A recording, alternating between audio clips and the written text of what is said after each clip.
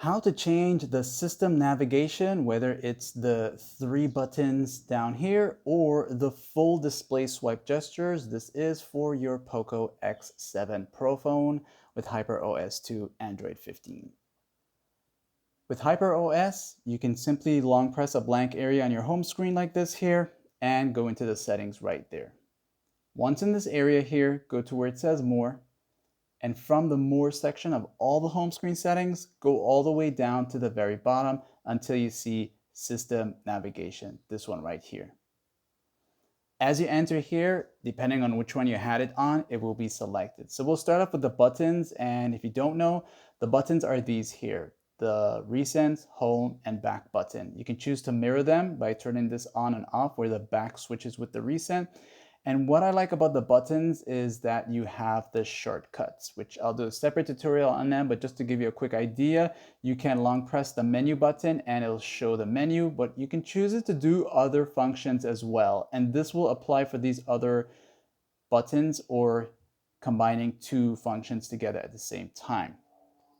You also have the automatically disable the navigation buttons when it's not in use, and that's going to fade away if you want that option. Totally up to you. All right.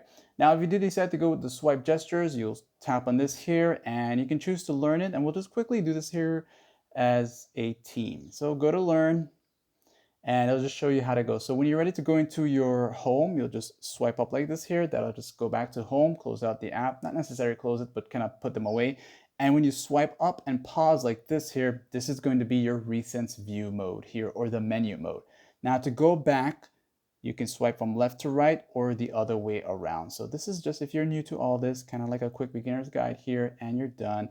And now if you have it set as this, you have these other options where you can hide the full screen indicator here, which is this bar right there.